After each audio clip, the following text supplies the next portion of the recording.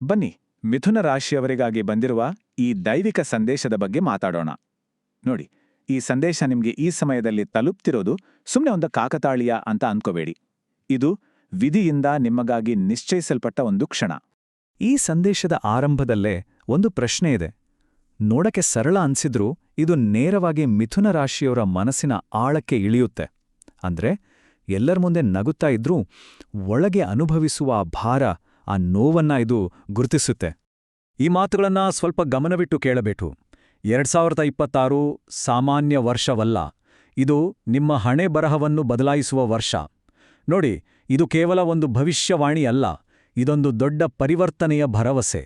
ಇಷ್ಟು ದಿನ ಸುರಿಸಿದ ಕಣ್ಣೀರಿಗೆ ಪ್ರತಿಫಲ ಸಿಗುವ, ಮನಸ್ಸಲ್ಲಿರೋ 1000 ಪ್ರಶ್ನೆಗಳಿಗೆ ಉತ್ತರ ಸಿಗುವ ಸಮಯ ಇದು. 2025 ಖಂಡಿತ ಮಿಥುನ ರಾಶಿಯವರಿಗೆ ತುಂಬ ಕಷ್ಟದ ವರ್ಷ ಆಗಿತ್ತು ಅಲ್ವಾ? ಕಡೆಗಣಿಸಲ್ಪಟ್ಟ ಭಾವನೆ, ಮೋಸ ಹೋದ ನೋವು.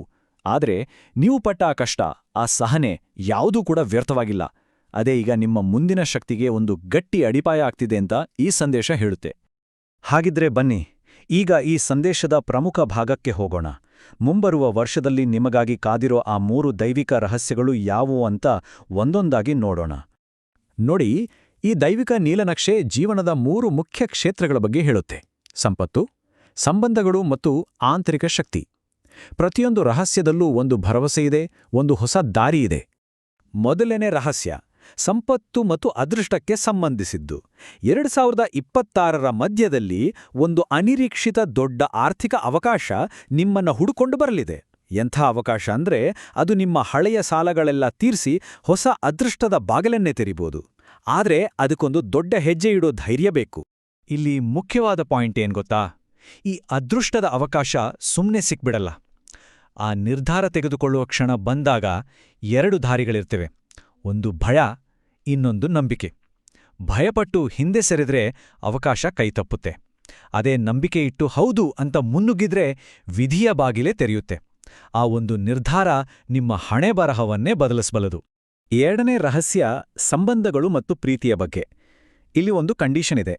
ನಿಮ್ಮ ಜೀವನದಲ್ಲಿ ನಿಜವಾದ ಪ್ರೀತಿ ಬರಬೇಕು ಅಂದ್ರೆ ಮೊದಲು ನೀವು ಹಳೆಯ ನೋವು ಕೊಡುವ ಸಂಬಂಧವನ್ನ ಸಂಪೂರ್ಣವಾಗಿ ಬಿಟ್ಬಿಡ್ಬೇಕು. ಮನಸ್ಸಿನಿಂದ ಅದನ್ನ ತೆಗೆದುಹಾಕಿದಾಗ ಮಾತ್ರ ಒಂದು ಹೊಸ ಆತ್ಮೀಯವಾದ ಸಂಬಂಧ ಅಥವಾ ವಿವಾಹ ಯೋಗ ಕೂಡಿಬರಲಿ. 3ನೆಯ ರಹಸ್ಯ, ನಿಜಕ್ಕೂ ಇದು ತುಂಬಾನೇ ಅದ್ಭುತವಾದದ್ದು. 2026ರಲ್ಲಿ ಮಿಥುನ ರಾಶಿಯವರಿಗೆ ಒಂದು ವಿಶೇಷ ಶಕ್ತಿ ಸಿಗಲಿದೆ. ಅದೇನಂದ್ರೆ ಅವರ ಮಾತುಗಳಿಗೆ ವಾಸ್ತವವನ್ನ ಸೃಷ್ಟಿಸೋ ಶಕ್ತಿ. ಇದೊಂದು ದೊಡ್ಡ ಆಧ್ಯಾತ್ಮಿಕ ಸತ್ಯ. ಇದನ್ನ ವಾಕ್ ಶಕ್ತಿ ಅಂತ ಕರೀತಾರೆ, ಅಂದ್ರೆ ಮಾತಿನ ಶಕ್ತಿ. ಇದು ಹೇಗೆ ಕೆಲಸ ಮಾಡುತ್ತೆ ಗೊತ್ತಾ?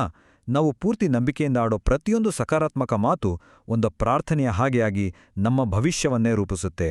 ಅದೇ ನಾವು ನಕಾರಾತ್ಮಕವಾಗಿ ಮಾತಾಡಿದ್ರೆ ಅದು ನಮ್ಮ ದಾರಿಯಲ್ಲಿ ಅಡೆತಡೆಗಳನ್ನು ತಂದಿಡಬಹುದು. ಸೊ ಮಾತೇ ಮಂತ್ರವಾಗುವ ಸಮಯವಿದು. ಸರಿ, ಈ 3 ಅದ್ಭುತ ಭರವಸೆಗಳ ಜೊತೆಗೆ 3 ದೈವಿಕ ಎಚ್ಚರಿಕೆಗಳೂ ಇವೆ. ಇವು ನಿಮ್ಮನ್ನ ರಕ್ಷಣೆ ಮಾಡೋಕಿರೋ ಮಾರ್ಗದರ್ಶನಗಳು. ಮುಂಬರುವ ಸವಾಲುಗಳನ್ನು ಎದುರಿಸಲು ಇವು ಸಹಾಯ ಮಾಡುತ್ತವೆ. ಈ 3 ಎಚ್ಚರಿಕೆಗಳು ಒಂದು ರಕ್ಷಾ ಕವಚದ ಹಾಗೆ ಕೆಲಸ ಮಾಡುತ್ತವೆ. ಮೊದಲನೇದು, ಕುರುಡು ನಂಬಿಕೆ ಬೇಡ. ಯಾರನ್ನೇ ಆಗ್ಲಿ, ಅದರಲ್ಲೂ ಹಣಕಾಸಿನ ವಿಚಾರದಲ್ಲಿ ಪಾಲುದಾರಿಕೆಯಲ್ಲಿ ಸುಲಭವಾಗಿ ನಂಬಬೇಡಿ, ಜಾಗರೂಕರಾಗಿರಿ. 2ನೇದು, ನಿಮ್ಮ ಆರೋಗ್ಯ. ಕೆಲಸದ ಧಾವಂತದಲ್ಲಿ ವಿಶ್ರಾಂತಿ, ಊಟ, ನಿದ್ದೆಯನ್ನ ನಿರ್ಲಕ್ಷಿಸಬೇಡಿ. ಆರೋಗ್ಯವೇ ಭಾಗ್ಯ ಅಲ್ವಾ? ಇನ್ನು 3ನೇದು, ಹಳೆಯ ತಪ್ಪುಗಳನ್ನ ಮತ್ತೆ ಮಾಡಬೇಡಿ. ಹಿಂದೆ ನಿಮಗೆ ನೋಕೊಟ್ಟ ಜನ, ಸನ್ನಿವೇಶಗಳು ಮತ್ತೆ ಬಂದ್ರೆ ಧೈರ್ಯವಾಗಿ ಬೇಡ ಅಂತ ಹೇಳೋದನ್ನ ಕಲಿಯಿರಿ. ಈ 3 ಎಚ್ಚರಿಕೆಗಳು ನಿಮ್ಮ ಏಳಿಗೆ ಮತ್ತು ನೆಮ್ಮದಿಯನ್ನ ಕಾಪಾಡ್ತವೆ. ಹಾಗಿದ್ರೆ ಈ ರಹಸ್ಯಗಳು ಮತ್ತು ಎಚ್ಚರಿಕೆಗಳನ್ನು ಒಟ್ಟಾಗಿ ನೋಡಿದಾಗ 2026 ಮಿಥುನ ರಾಶಿಯವರಿಗೆ ಒಂದು ವಿಜಯದ ವರ್ಷ, ಒಂದು ಪುನರ್ಜನ್ಮದ ವರ್ಷ ಆಗ್ಲಿದೆ ಅನ್ನೋದು ಸ್ಪಷ್ಟವಾಗುತ್ತೆ. ಈ ಪ್ರಯಾಣವನ್ನ ಹೀಗೆ ನೋಡಬಹುದು. 2025 ಪರೀಕ್ಷೆಗಳ ವರ್ಷವಾಗಿತ್ತು.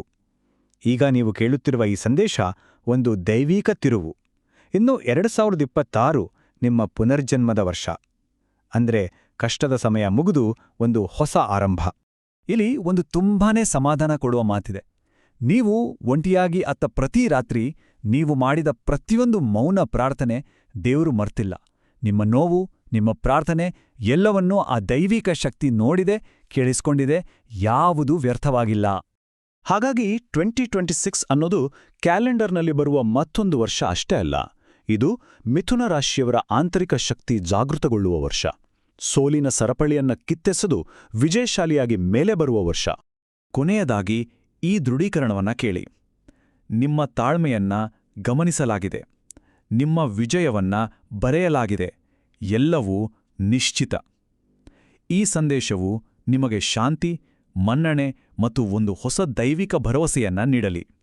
ಓಂ ನಮಃ ಶಿವಾಯ.